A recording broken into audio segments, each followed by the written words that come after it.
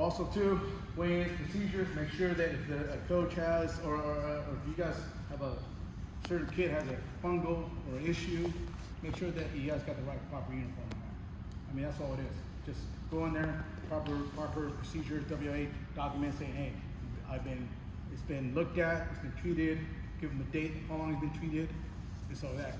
So at least when we look at it, guess what? It's done, it's been looked at. I'll look at it as an official, whoever official it is, we look at it, we're good.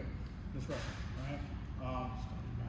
All right, that's one thing that also last year, it was kind of a lot of guys, even senior officials, veterans, kind of like, hey, we're starting these matches at 7:15, 7:20, 7:10. Let's try to be consistent and get those matches started at 7 o'clock. Because again, some teams do travel quite a bit of a distance, and like I said, it's more of a convenience to just make sure just that 7 o'clock start. So again, if you're gonna be a full lineup and it's gonna be a good match, good duel, and everything else, get those warm-ups done for both teams. Get them started by 6:45. And of course you got the announcements, who's wrestling who. Try to start there at 6:50 or something like that. Just trying to make sure that proper kids are out there shaking hands and waving to everybody, and make sure that we're rock and roll at 7 o'clock. I mean, even at 6:57, coach captains come on out, talk, this sauce and everything else. So that's pretty much it. But coaches, please try to be responsible on that 7 o'clock start. That's really important this year, right? So, okay, this year now, understand the tournaments. This is where it's going to be very tricky for you guys as tournaments. From the Mariner Holiday Tournament, that's the first one for us. The Snow Homes Tournament, Everett Invite, all these tournaments. Understand the 5-foot buffers on the tournaments, so 5 feet away from the corners of the, corners of coaches and table. Everything these days now, 5 feet. So, that takedown could be very important now these days based on that one supporting point or, on the line. So understand everything counts. So, tournaments, 5-foot buffers, also 10 foot, from the edge of the mat on duels. Make sure that those chairs are 10 feet. Coaches, I know some of you coaches, come up and talk to your coach, or your wrestlers and say, hey, gotta go ahead and defer and walk back to your chairs. Understand the rule books by saying, hey, sit down in your chair. If you want to talk to your wrestler, stand up, go behind the chairs and just scream. You can scream all you want, just as long as you stay behind that, those chairs and stuff like that. Now, if you got a problem with official's call or a judgment or clarity of the rule book, just coaches, when there's time, just walk yourself up to the mat or to the table and just tell the referee a little clarification, ask him, hey, what's this call for? And understand the sequence of questioning or understanding the rules. All right? So the 5-foot buffer for tournaments, and like I said, for the benches, for team bench, 10. Understand the table 2, especially in these tournaments. You want to get a little further back, because I know some tournaments too, the tables are right at the edge of the mat. Trying to scoot them back at least a couple more feet. Give these kids a little bit more space to wrestle now that it's one supporting point, pushing the line, there's a takedown, whatever,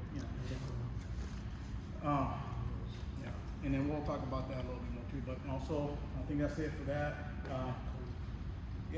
Understand that too.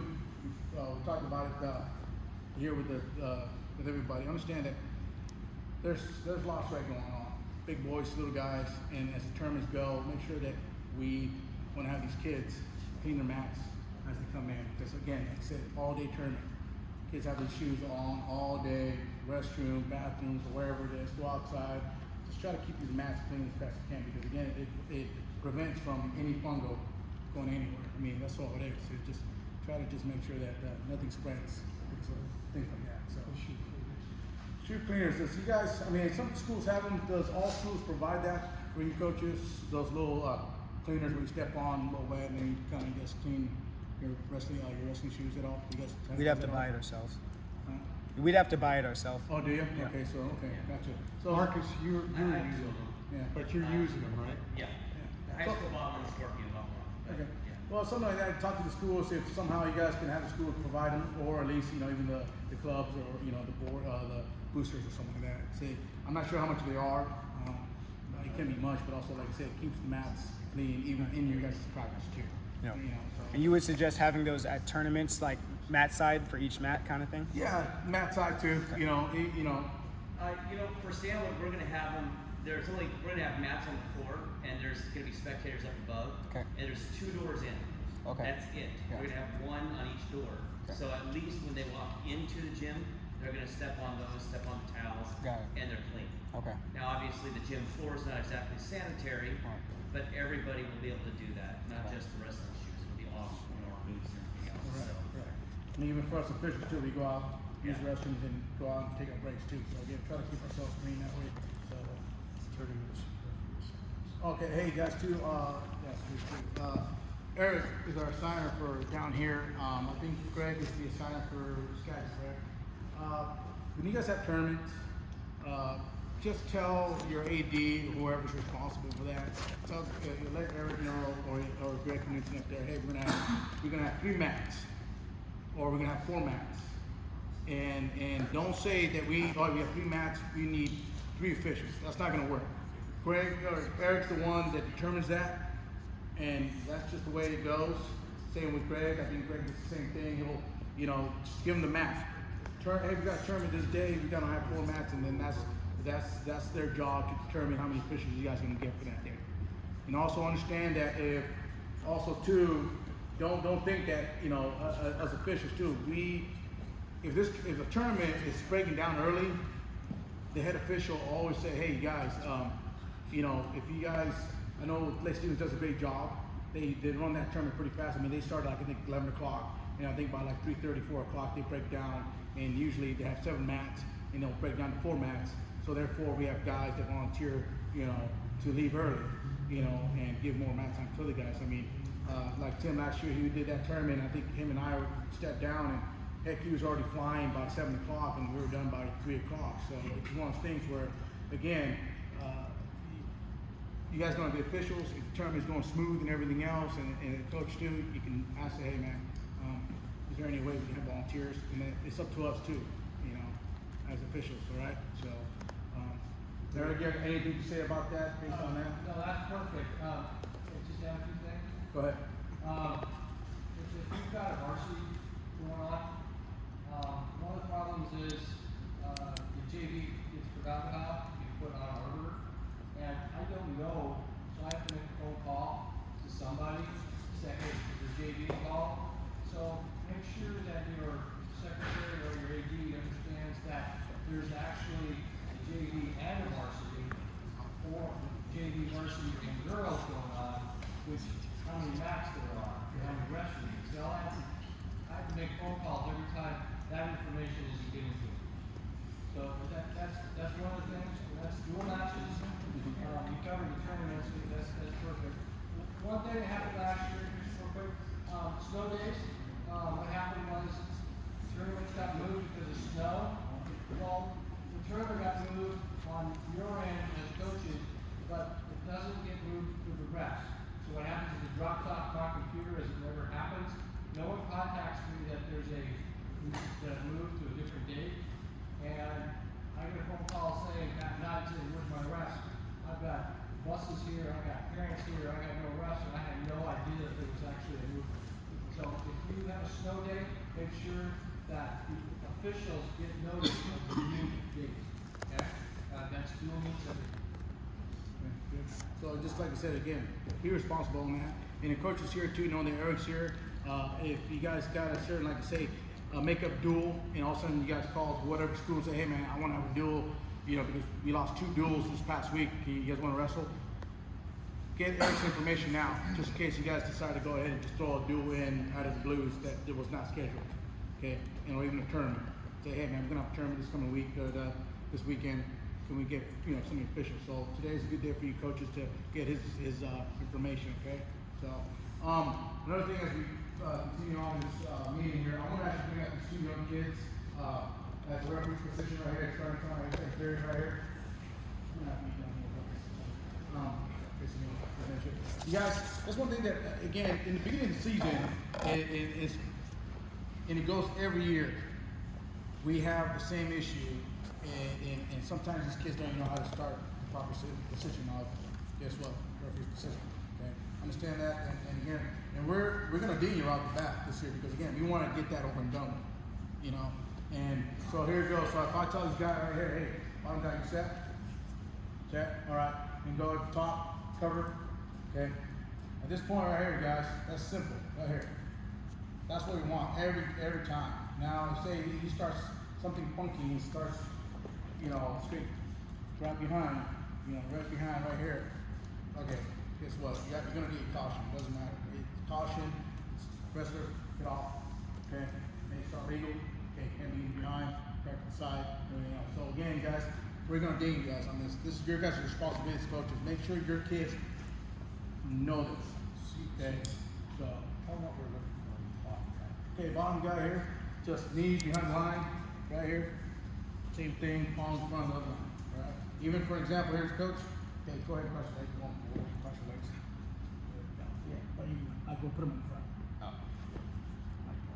So here, I'll show you. So sometimes even kids will start like this. I know this. And they do. Believe it or not, they do. They do that. I mean, we've all seen it. I mean, for a lot. And they do this. And as an official, it throws you off. Like, what's going on here? But hey, you know, he's behind the line. And everything's legal. Okay. So again, he can do that. That's his choice. It's kind of funky and out of it, but sure enough, again. Okay. So I cautioned him. Okay. Bottom guy set. And then usually, I learned this guy, Frank Pavich, he's South Dakota, he's an NCAA official. He taught me something that's pretty, you know, I never thought about it, but I do it now. It's almost where, hey, bottom guy, you set. Now say, hey, top end, cover legal. Simple right there. I just gave the guy the knowledge of cover legal. Some officials do say that, some officials don't. At this point, you let the guy say, hey, cover legal, okay, you're set. Officials, everybody has difference from, you know, here to over here to make sure that the palm is good, knees are good, chins are back.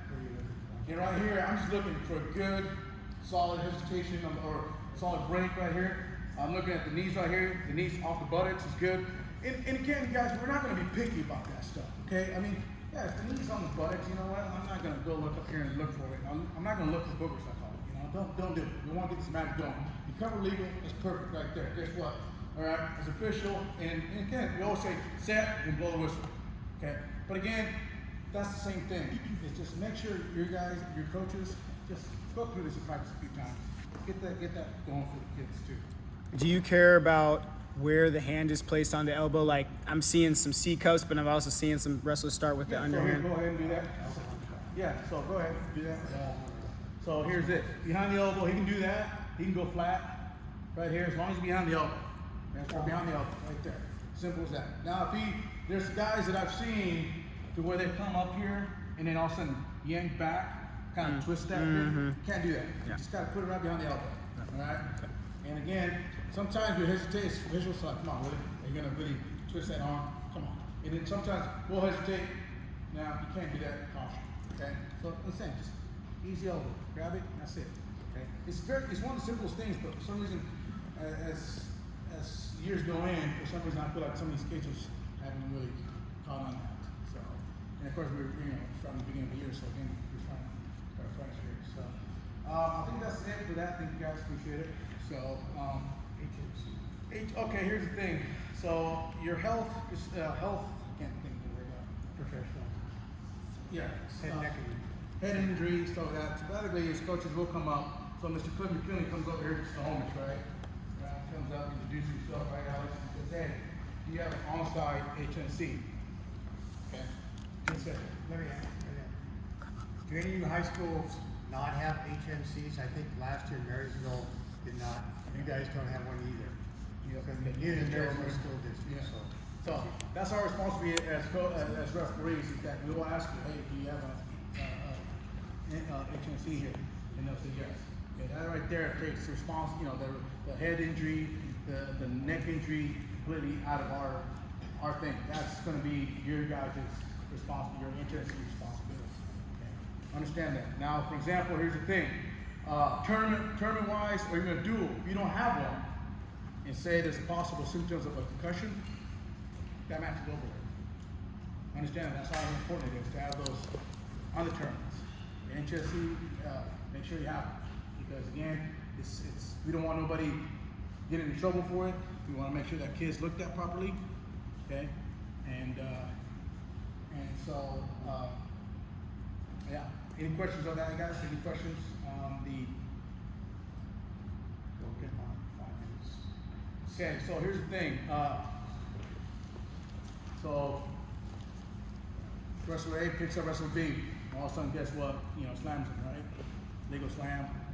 Kid's knocked out. And not knocked out, but you can see that he's been losing. All right. We can start recovery time right there because it's a legal slam, or even like a chop down to the head. You can see the symptoms of a possible head injury. So, as official, we'll say, hey, time, and it's my referee's time right here, guys. When you see this as coaches, it's my time, official's time out. And I'm not gonna start the injury clock or anything else until that HNC says, hey, what's going on here? I'm gonna say, hey, he has possible symptoms of a head injury or something. Can you look at it and let me know if you want the 5 minutes? And at that point, she will take 5-10 seconds, and at that point, she should be determined within that. He or she should determine, hey, give me the 5 minutes. Okay. So the kid has the 5 minutes to go through the procedures of what she's supposed to do or he does. Okay. So understand that. All right. So he can take or she can take the whole 5 minutes, but the 5 minutes ends, ready or not ready. Okay. So say if you're in a tournament and he says my time out, okay, I mean, how long do you give the guy to come over there and look at it? Do you give him? And that's it too, because again, here's the thing. Randy and I had the privilege to do the regionals at Oak Harbor. And Oak Harbor had 2 gyms going. And so there's 1 and 2 way over there and 1, 2. So we always said, hey, if it's on this gym over here and there's symptoms going on, but that trainer's way over there looking at the other kid, and this kid is still, it could be 5 minutes, 6 minutes. You don't start that time until that person says, give me the 5 minutes. That's just the way it is. That's no different than here. Yeah. So again, you guys just make sure that person looks at that kid. Can you explain the difference if it's a illegal move?